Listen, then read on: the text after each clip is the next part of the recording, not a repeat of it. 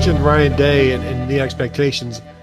For me, you have to expect him to do worse than Urban Meyer.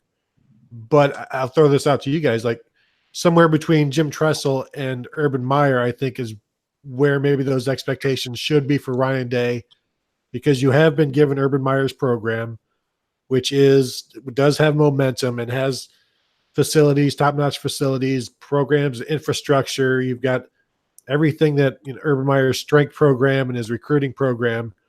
I don't think it's right or proper or realistic to expect Ryan Day to do better than Urban Meyer, but he could have seasons better than Urban Meyer.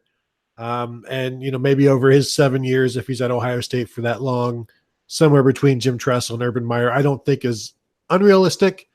Because you got to remember, 5 head coaches, not counting Luke Fickell, since the 1950s for Ohio State, and 4 are in the Hall of Fame, and the 5th is Urban Meyer. So there is a legacy here of legacy at Ohio State of winning, and I think it's fair to assume that Ryan Day will do that at just what level, not to Urban Meyer's, but some seasons you would think could exceed that. But I think with that being said, you also have to look at Urban Meyer or at Ryan Day's legacy here in a couple years, once the program is 65, 75, 85% Ryan Day's recruits. This team suddenly didn't become untalented because Urban Meyer retired. Urban Meyer recruited at a high level. I mean, he is one of the best recruiters in the modern recruiting era. And, him, Nick Saban, Dabo Swinney, I mean, those are your guys right there. I mean, Ohio State is going to be very deep with talent. And, I mean, we've seen it time and time again where a new coach comes in and the first 2 years has this monster breakthrough season with the talent that he inherited at that point. So, we're going to get through this first year, this second year, and it's going to mostly be Urban Meyer kids at this point. When we get to year 3, get to year 4, and, maybe we'll still be doing this show at that point, then we'll really be talking about the recruiting of what Ryan Day is all about, what he's going to be able to get there once he starts dealing with some coaching turnover as guys move to head coaching jobs. Greg Madison isn't going to coach forever. Had a conversation with Larry Johnson at a camp. He said, stop talking about when I'm going to retire. I'm going to go forever. So, I mean, I've just penciled Larry Johnson in to be here forever. But, guys are going to move on at that point. How is he going to react to that type of stuff? I think that, here in year 1, he's going to have the benefit of having all of those Urban Meyer kids at that point. People, I mean, he's not trying to blow up the system at this point. He might be putting his own touches upon it, but it's still in a lot of ways a lot of Urban Meyer that's still going to be involved in how this program is made up. And it's going to be a slow transition into maybe having Ryan Day's fingerprints all over it at that point. You don't make an abrupt change like that in the first year, not when you're coming with a winning culture. Kevin, I can assure you and everyone else on the panel that if we're still on 3 to 4 years from now, I will at least double everyone's pay on the panel. Yes. It will be multiplied 3-4 times. That's great to hear. Maybe. I don't know about you guys, but I'm making some good money. I was going to dovetail on what Kevin said earlier, because that steep drop off only happens if recruiting ends up dropping off.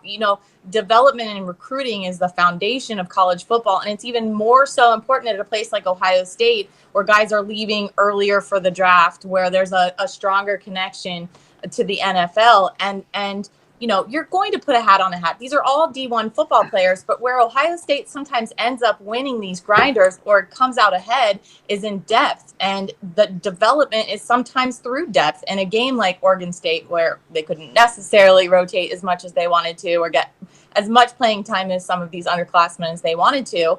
But that's part of Ohio State's secret, is that they're able to sometimes even just outlast some of these things because of the depth and because of guys like Nick Mariotti. And it really is going to be super important for Ryan Day's tenure to not only keep up that recruiting, but be able to keep up with the pace of the depth. I'll throw in, I think sometimes a voice from a coach, it can become, for lack of a better term, it can become stale. And I think sometimes it is a reboot or a refresh to have things go in a different direction. For Jim Tressel, he came in the second year he won the national championship, and he had put a lot of his eggs in the Michigan basket, and that obviously worked out very well for him to kind of reemphasize that rivalry and focus everybody 365 days a year on beating that team up north. I think obviously Urban Meyer came in, won the national championship in his third year with a lot of the players that Tressel had recruited that were in their fourth and fifth year at Ohio State. It was kind of a surreal thing that Tressel was introduced on the field there before the national championship game and had guys like Jeff Hireman and some of them coming over and giving him hugs because those were guys that he had spent time recruiting to Ohio State. So in this instance, I don't want to say that that the players were tired of what Meyer was telling them or doing with them, because they won, as you guys have laid it out, at an extremely high level. I mean, 13-1 last year was about as good as anybody in the country, really. There was only two teams with better records. Well, I guess two teams. I don't know. It's all blur at this point. But at any rate, my feeling is maybe the new message from a new messenger can go a long way. I am a little skeptical that this is going to happen in Fields' first year as a starting quarterback. I kind of prefer to think that if they're going to win a championship with him as the quarterback, it would probably be in 2020 when he's in his second year and the schedule might be a little bit more favorable. But at any rate, that's kind of my feeling, that sometimes in the course of a program or whatever, a coach his message can get lost on players and recruits. And I think that it can be a positive thing. But, to take a guy who's won at such a level like Urban Meyer out of this mix, like if he's between Tressel and Meyer, he's in some pretty rarefied air, no doubt anyway.